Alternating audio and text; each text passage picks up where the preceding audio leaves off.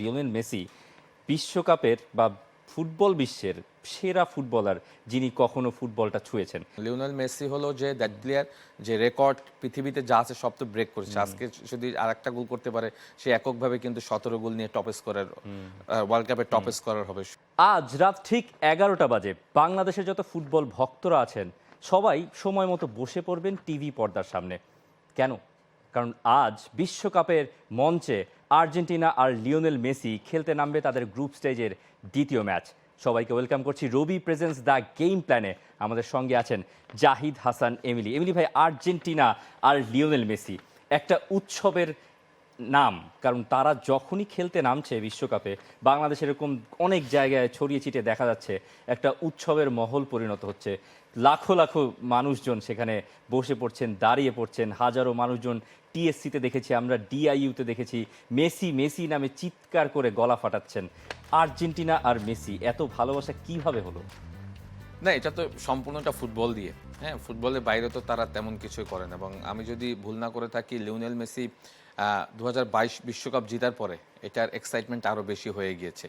এবং ওই world cup জেতার পরে এই দলটার প্রতি মানুষের বিশ্বাস যেভাবে বেড়েছে, সাপোর্টারের সংখ্যাও তত বেশি বেড়েছে। হ্যাঁ, তো সেই জায়গা থেকে বাংলাদেশে তো আসলে আপনি যদি দেখেন, আমি সারা বিশ্বর দিকে তাকাবো না, বাট বাংলাদেশে আমার মনে হয় যে আর্জেন্টিনার সাপোর্টার আর অন্যান্য দল সবার থেকে বেশি, এবং আর্জেন্টিনার প্রতি ভালোবাসার জায়গাটাও বেশি। হ্যাঁ, এটা আরও বেশি জন্মেছে 2022 ওয়ার্ল্ড কাপ চ্যাম্পিয়ন হওয়ার পরে। সো আর আজকে যেটা হলো যে আজকে ম্যাচটা তো আসলে টাইমটা খুব ভালো টাইম, 11টার সময় খেলা শুরু হবে। সবাই আসলে আমার কাছে মনে হয় আজকে ম্যাচটা অনেক ফুর্তি নিয়ে দেখবে, মানে একেবারে ছোট বাচ্চা থেকে বৃদ্ধ সবাই। এক্স্যাক্টলি। এবং যেটা হয় আর কি, যে আমরা তো আসলে বিশ্বকাপ খেলি না, বাট আর্জেন্টিনার দিকে আমরা সবাই তাকিয়ে থাকি। হ্যাঁ, স্পেশালি বাংলাদেশের পার্সপেক্টিভ থেকে। তো সেইখান থেকে আজকের ম্যাচটা আমার কাছে মনে হয় ইভেনচুয়ালি যেটা হয় যে স্টারটা আর্জেন্টিনা এত সুন্দর করেছে, হ্যাঁ, এবং মেসির হ্যাট্রিক সবকিছু মিলে আজকে কিন্তু মানুষ আরো বেশি আগ্রহ নিয়ে দেখবে যে মেসি আসলে কিরকম পারফরমেন্স করে। এবং আপনি যেটা বলছেন, মেসি এবং আর্জেন্টিনা দুইটা তো আসলে একটা সুতোয় গাথা। হ্যাঁ, তো সেইটার প্রতি মানুষের অন্যরকম একটা ভালোবাসা আছে আমাদের বাংলাদেশের দর্শকদের। ডালাস স্টেডিয়ামে ম্যাচ, সেই ডালাস স্টেডিয়ামে আমাদের দুই প্রতিনিধি আছেন। একজনকে আমরা সরাসরি যুক্ত করে নিতে চাই, রিফাত মাসুদ। আপনি তো এই ম্যাচটায়ও মেসির খেলাটা সরাসরি দেখবেন। মেসি তো ক্লোজাকেও ছাড়িয়ে যাওয়ার একটা সম্ভাবনা রয়েছে তার সামনে। আর্জেন্টিনা আর অস্ট্রিয়া ম্যাচ, কিছু কথা আপনার কাছ থেকে আমরা শুনতে চাই। এই তো আর মাত্র কয়েক ঘন্টা পরে আর্জেন্টিনার ম্যাচ মানে এখন লিওনেল মেসি। ম্যাচের আগে প্রেস কনফারেন্স দুটোতেই আমরা ছিলাম, এবং যেখানে সব প্রশ্ন ঘুরে ফিরে কেন যেন লিওনেল মেসি কেন্দ্রিক। মানে অস্ট্রিয়া কোচের কাছে প্রশ্ন থাকে যে লিওনেল মেসিকে আপনি কিভাবে আটকাবেন, আর লিওনেল কারণেই আর্জেন্টিনার কোচের কাছে প্রশ্ন থাকে যে লিওনেল মেসি আর কত ইম্প্যাক্ট রাখবেন, এই ম্যাচেও ইম্প্যাক্ট রাখবেন কিনা, তিনি আসলে কোন পরিস্থিতিতে আছেন। তো পুরো বিশ্বকাপটাই আর্জেন্টিনার এইখানে এসে হয়ে যায় লিওনেল মেসি কেন্দ্রিক। যেমনটা আমরা 2006 থেকে হয়তো দেখছি, 2006 অত বেশি না থাকলেও 2010, 14, 18, 22, 26 দিন যেন যত যাচ্ছে লিওনেল মেসি যেন তত বেশি মহিমান্বিত হচ্ছেন। এবং এইটাই সম্ভবত লিওনেল মেসির প্রমিস ল্যান্ড, যেখানে লিওনেল মেসির থাকার কথা ছিল। এই মাঠে যখন তিনি খেলতে নামবেন তখন তার প্রতিপক্ষ অস্ট্রিয়া। ইউরোপিয়ান টিমের এগেনস্টে এই লিওনেল মেসির গ্রুপ স্টেজের পারফরমেন্স আসলে কেমন, সেখানে তিনি কি আসলে খুব বেশি গোল করতে পারলেন? অবশ্যই পেরেছেন। সার্বিয়া অ্যান্ড মন্টেনেগ্রোর বিপক্ষে ওয়ার্ল্ড কাপের যে ম্যাচ গ্রুপ স্টেজে, যেটা দিয়ে তার অভিষেক হয়েছিল বিশ্বকাপে, সেখানে তিনি গোল করেছিলেন, সেখানে তিনি অ্যাসিস্ট করেছিলেন।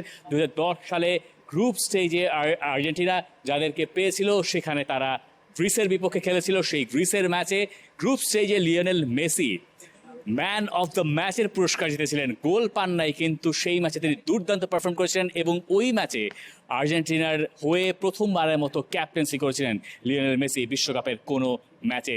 2014-তে বসনিয়ার হার্জেগোভিনা ছিল তাদের প্রতিপক্ষ, গ্রুপ স্টেজে ইউরোপিয়ান প্রতিপক্ষ, যেখানে লিওনেল মেসি করেছিলেন গোল। 2018-র বিশ্বকাপে ক্রোয়েশিয়ার সঙ্গে লিওনেল মেসির পারফরমেন্স ছিল হতাশাজনক।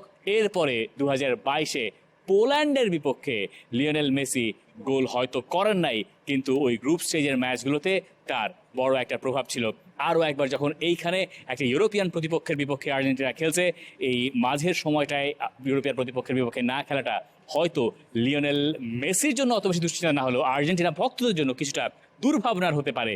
ইউরোপিয়ান টিম তো সবসময় একটা তকমা তাদের থাকে, প্লেয়িং স্টাইল বা স্পেশালি রালফ রানিকের যে প্লেয়িং স্টাইল, সেটার এগেইনস্টে লিওনেল মেসি কি করে কি করতে পারেন এবং কিভাবে সেটা ভেঙে যেতে পারেন, আমার মনে হয় ওদিকে অনেকের নজর থাকবে। ব্র্যাঙ্কনিক অবশ্যই লিওনেল মেসিকে সর্বকালের সেরা মানছেন, কিন্তু সেটা মানার পরে তাকে আটকানোর একটা বাড়তি উদ্দীপনা বোধ হয় তিনি দলকে বাতলে দিতে চাইবেন।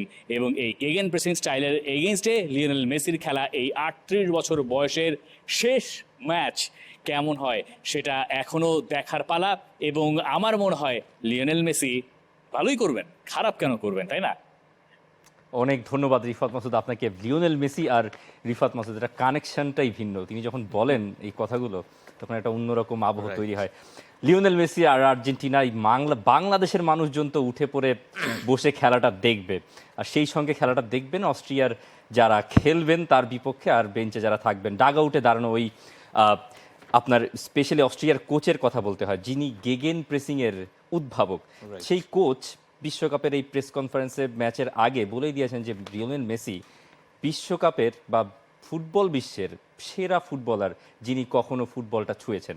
আর তার দলের যে ফরওয়ার্ড, তারকা ফরওয়ার্ড মার্সেল সাবিৎজার, তিনি একই সঙ্গে জানিয়েছেন যে অস্ট্রিয়ার সব প্লেয়াররা অনেক বেশি ভীতু, একটু নার্ভাসনেস কাজ করছে আর একটু এক্সাইটমেন্টও কাজ করছে, কারণ তারা জানেন ওই বিশ্বকাপের চ্যাম্পিয়ন যারা আর্জেন্টিনা, তাদের দলে একজন আউটস্ট্যান্ডিং প্লেয়ার আছেন। না, অফকোর্স এটা তো প্রথম ম্যাচের পারফরমেন্সের পরে আরো বেশি সতর্ক থাকবে অস্ট্রিয়ার কোচ, ইভেনচুয়ালি প্লেয়াররাও, এবং এটা তাদের তো আসলে স্টেটমেন্টই বোঝা যাচ্ছে।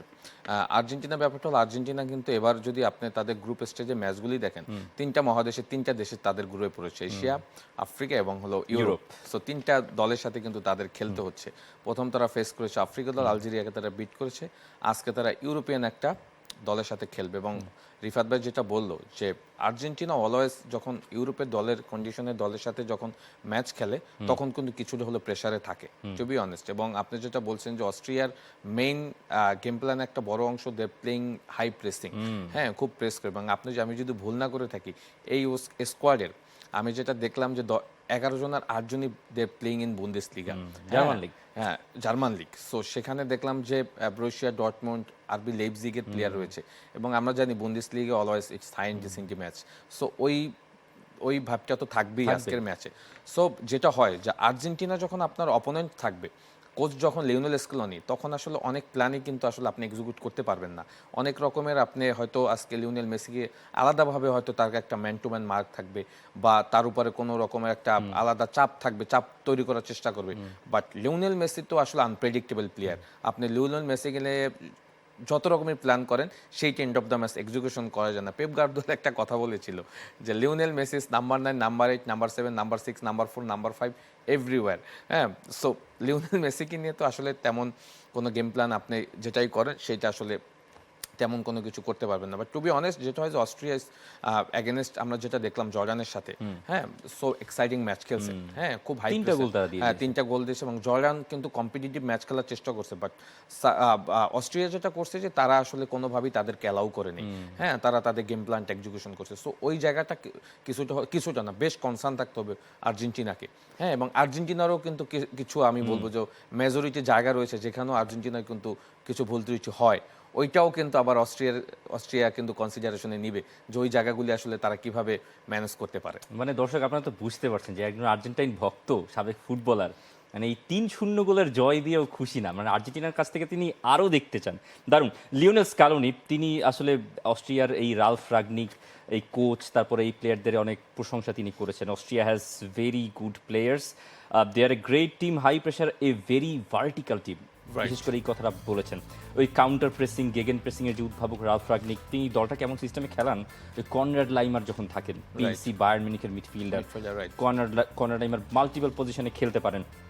মার্সেল সাবিৎজার, তার অ্যাটাকিং প্রাওয়েস খুব ভালো। দাভিদ আলাবার কথা আর আলাদা করে কি বলবো। এই একাদশে অনেকজনই আছেন যারা এই সিস্টেমের সঙ্গে খুব ভালোভাবে মানিয়ে নিয়েছেন। কাউন্টার প্রেসিং এর একটা জায়গায় আর্জেন্টিনা একটু অ্যাডভান্টেজও পেতে পারে। অনেক বেশি কাউন্টার প্রেস করলো তারা, প্রেসিং এ তাদের অন দ্য ব্রেক আর্জেন্টিনা অনেকগুলো ফাঁক ফোকর পেয়ে গেল। মেসির একটা পাস, ওদিক থেকে আলভারেজ বা লাউতারো মার্টিনেজ বেরিয়ে গেলেন। এই একাদশে লিওনেল মেসি একজন আউটস্ট্যান্ডিং প্লেয়ার বলছেন মার্সেল সাবিৎজার, আরও তো অনেকজন আছেন, মানে একজনকে আটকালে তো হচ্ছে না মনে হচ্ছে। না, এটা তো লাস্ট ওয়ার্ল্ড কাপে যদি আমরা দেখি, হ্যাঁ, যে ম্যাচগুলিতে মেসি ক্লিক করে না, মেসি সব ম্যাচে কিন্তু ভালো খেলছে, বাট যে ম্যাচগুলিতে গোল করেনি ওই ম্যাচগুলি কিন্তু দেখবেন যে আপনি আলভারেস, ম্যাকএলিস্টার সামহাউকে গোল করে কিন্তু ম্যাচগুলি কিন্তু বের করে নিয়েছে। বাট পিছন থেকে যেটা হয় যে অপারেট করে কিন্তু খেলাটাকে লিওনেল মেসি, এবং এই ওয়ার্ল্ড কাপে লিওনেল মেসি এমন একটা রোল পালন করছে যেটাতে দেখবেন সে তেমন বেশি রান করছে না, বাট এমন একটা স্পেসে গিয়ে সে দাঁড়াচ্ছে যেখানে আপনি বল দিতে আপনাকে বাধ্য করছে। হ্যাঁ, সো ওইটাই কিন্তু গেম প্ল্যান একটা বড় অংশ, এবং ডেফিনেটলি অস্ট্রিয়া যেটা করবে যে ওই স্পেসগুলি, স্পেশালি কিছু হাফ স্পেস তৈরি হয় ওইগুলির ব্লক করার চেষ্টা করবে। বাট লিওনেল মেসি, আলভারেস বা যারাই স্টার্ট করে, আমি আই ডোন্ট নো লাউতারো বা আলভারেস সামহাউকে একজন স্টার্ট করবে দুজনের থেকে, বাট মেইন খেলাটা থাকবে মিডফিল্ডার প্লেয়ারদের। হ্যাঁ, মিডফিল্ড প্লেয়াররা আসলে কিভাবে সামনের দুজন প্লেয়ারকে স্পেস তৈরি করে দিবে। আমরা যদি লাস্ট ম্যাচে প্রথম গোলটা দেখি রদ্রিগো ডি পলের, হ্যাঁ, লিওনেল মেসি কিন্তু রদ্রিগো ডি পলের সাথে কম্বিনেশন করে কিন্তু ওখানে গিয়েছিল। হ্যাঁ, তারপরে কিন্তু ডি পল পাসটা দিয়েছে। ইভেনচুয়ালি যদি আমরা সেকেন্ড গোলটা দেখি, হ্যাঁ না সরি থার্ড গোলটা দেখি, যেটা লিঙ্ক আপটা স্টার্ট করেছিল লিওনেল মেসি, হ্যাঁ, লিওনেল মেসি তার উইং ব্যাককে বল দিয়ে সে আবার অন দ্য পজিশন গিয়েছে। সো লিওনেল মেসিকে আসলে স্ট্রাক করতে হলে আপনার, আমার কাছে মনে হয় যে অপোনেন্টের জন্য মেইন থাকবে যে যত তাকে ক্লোজ রাখা যায়, তাকে যদি আপনি কোনো স্পেস দেন তখন কিন্তু is very difficult. So Austria যেটা করে, অস্ট্রিয়া কিন্তু আমার কাছে মনে হয় যে আপনি যদি দেখেন যে জর্ডানের সাথে তারা যেটা করেছে, হ্যাঁ, যখন অপোনেন্ট বল পেয়েছে খুব ক্লোজ করে ফেলছে, খুব কুইক, হ্যাঁ, ডিফেন্ডিং ট্রানজিশনের সময় তারা জায়গাটাকে এত কুইক ন্যারো করে ফেলেছে যে অপোনেন্ট আসলে বিল্ড আপ করার কোনো চান্সই দেয়নি। সো তারা কিন্তু আজকেও সেটা করার চেষ্টা করবে, এবং ম্যাকএলিস্টার, এনজো ফার্নান্দেস এবং ডিপল এই তিনজন যদি স্টার্ট করে আজকে, তো সেখানে কিন্তু তাদের কিছু সময় রোটেট করতে হবে। লাস্ট ম্যাচ যদি আপনি দেখেন ডিপল ম্যাক্সিমাম সময় কিন্তু রাইট ব্যাকের সাথে কানেক্ট ছিল। হ্যাঁ, সো এই ব্রিলিয়ান্ট। সো আজকে কিন্তু আমার কাছে মনে হয় যে মিডফিল্ডে কিছুটা ভেরিয়েশন আনতে হবে। লিওনেল মেসি আর আর্জেন্টিনার ম্যাচ যদি টিভি পর্দার সামনে সরাসরি না দেখা যায়, মাইরবি অ্যাপ একটা ব্যবস্থা করেছে, 18 টাকায় আপনি কিনে এই খেলাগুলো দেখতে পারবেন আর্জেন্টিনা আর লিওনেল মেসির। আর একটা প্রসঙ্গ বাকি রয়েছে, এনজো ফার্নান্দেজও এসেছিলেন প্রেস কনফারেন্সে, তিনি বলে গেছেন ওই বিশ্বকাপের হালচালের কথা। কারণ বিশ্বকাপে যে কোনো ছোট দল নেই এই প্রমাণ তো আমরা এতবার পেয়েছি, এই সেকেন্ড রাউন্ডে এসেও পেলাম আমরা উরুগুয়েকে যখন কাবো ভের্দে আটকে দিল 2-2 গোলে। সেই কথাগুলো তিনি আর একবার জাহির করে গিয়েছেন, এবং তিনি এই বিশ্বকাপের একটা মাঝে যা আলাদা করে তুলে ধরেছেন। মানে তিনি বলছেন যে কাতার বিশ্বকাপে ম্যাচগুলো যতটা সহজ ছিল, এই বিশ্বকাপে অতটাই কঠিন ছিল। আর পয়েন্ট টেবিলটার দিকে তাকালে তাদের পরবর্তী প্রতিপক্ষ আর্জেন্টিনার হয়তো জর্ডান সব থেকে মানে কম শক্তিশালী এই গ্রুপে। মানে এই গ্রুপে একটা ম্যাচ যদি আর্জেন্টিনা দেখতে পারতো সেটা হচ্ছে অস্ট্রিয়া ম্যাচটা সব থেকে কঠিন হতে যাচ্ছে, এবং সেটাই হচ্ছে মনে হচ্ছে। অফকোর্স কঠিন ম্যাচ হবে, এবং যেটা বললাম যে আপনি যখন ইউরোপিয়ান কোনো দলের সাথে খেলবেন তখন কিন্তু আপনাকে ওই হাই প্রেসের এগেনস্টে খেলতে হবে, বিকজ আমরা জানি ইউরোপিয়ানরা হাই প্রেস করতে পছন্দ করে, বল তারা গেইন করার সাথে সাথে আবার তারা বিল্ড আপ করার চেষ্টা করে। হ্যাঁ, সেইটার এগেনস্টে আপনাকে খেলতে হবে। এবং আর্জেন্টিনার একটা বড় পজিটিভ দিক হলো যে Argentina last Lionel Scaloni coach হওয়ার পরে আসলে তারা সব দলগুলির সাথে যেভাবে খেলছে এক এক রকমের ম্যাচ খেলছে। যদি আপনি দেখেন ইউরোপিয়ানদের সাথে এক রকমের ম্যাচ খেলে, ল্যাটিনদের সাথে থাকলে আর এক রকমের, আবার এশিয়ান দলের সাথে আবার মানে ডিফারেন্ট একটা স্টাইল নিয়ে খেলে। সো এখানে কিন্তু আমরা হয়তো আর্জেন্টিনার পক্ষে বেশি কথা বললেও ম্যাচটা is very difficult, because Enzo Fernandes ওই জায়গাটা ফেস করছে, because he plays in European league. হ্যাঁ, সো সে ইংলিশ প্রিমিয়ার লিগে খেলে, সে এই প্লেয়ারদেরকেই সবসময় ফেস করে, সে জানে আসলে এদের সাথে ফেস করতে হলে কোন কোন জায়গাগুলি চ্যালেঞ্জ থাকবে। সো আজকে হয়তো আমরা জানি না আর্জেন্টিনা দলের কোনো চেঞ্জ থাকবে কিনা। হ্যাঁ, রাইট ব্যাকে হয়তো মন্টিয়েল থাকবে না, মলিনাকে দিয়ে স্টার্ট করে, হ্যাঁ মলিনাকে দিয়ে স্টার্ট, সো মলিনাকে দিয়ে স্টার্ট করালে একটা কিন্তু আবার পজিটিভ আছে, একটা নেগেটিভ আছে। Molina is little bit overlap player, মানে একটু বেশি উপরের দিকে উঠতে চায়, কিছু এক্সপ্লোসিভ শটও নেয়। হ্যাঁ, রাইট, অ্যাটলেটিকো মাদ্রিদ আমরা এবছর দেখেছি। হ্যাঁ, আবার একটা কিন্তু তার ব্যাড দিকও আছে, সে উপর দিয়ে গেলে একটা ডিফেন্ডিং ট্রানজিশনের নামতে একটু প্রবলেম হয়। সো ওই জায়গাটা আবার কে আবার কোপ আপ করবে। সো এইগুলি কিন্তু আসলে ডিপেন্ডস অন স্কোলানি কিন্তু অপোনেন্ট কারা, অপোনেন্টে কোন প্লেয়ার স্ট্রং সাইড আছে, দুর্বল, এগুলি দেখেই কিন্তু সে তার গেম প্ল্যানটা এক্সিকিউশন করার চেষ্টা করে। So Lionel Scaloni have lot of plan, হ্যাঁ, যেটা আসলে দেখবেন যে মাঠের ভিতরে প্লেয়ারদের খেলাটা অনেকটা সহজ করে দেয়। সো হোপফুলি আমার মনে হয় যে ম্যাচটা টাইট হবে, তারপর আর্জেন্টিনার জন্য আমার কাছে মনে হয় যে তারা যদি তাদের গেম প্ল্যান এক্সিকিউশন করতে পারে। ভাই, প্রথম ম্যাচে লিওনেল মেসির 9.7 রেটিং, হ্যাটট্রিক, মানে প্রেডিকশন তো লিওনেল মেসির থেকেও নিতে হয়, মানে আপনার থেকে নিতে হয় যে লিওনেল মেসি কয়টা গোল দেবে। একটু আর্জেন্টিনা আর অস্ট্রিয়ার শুরু করে একটা প্রেডিকশন দিয়ে দিন। আর্জেন্টিনা হোপফুলি জিতবে এবং লিওনেল মেসিকে আজকেও গোল করবে, এবং লিওনেল মেসি হলো যে দ্যাট প্লেয়ার যে রেকর্ড পৃথিবীতে যা আছে সব তো ব্রেক করেছে। আজকে যদি আরেকটা গোল করতে পারে, সে এককভাবে কিন্তু 17 গোল নিয়ে টপ স্কোরার, ওয়ার্ল্ড কাপের টপ স্কোরার হবে। সুতরাং সেইটাও হ্যাটট্রিক ছিল না তার, লাস্ট ম্যাচে করেছে। এখন ইন্ডিভিজুয়ালি সে এই রেকর্ডটা করতে চাবে। আমার মনে হয় 2-1 আর্জেন্টিনা জিতবে। For more updates, subscribe to our YouTube channel and click on the bell icon. Follow us on Facebook and Instagram. Download T-Sports app to enjoy exciting games and highlights. Visit tsports.com.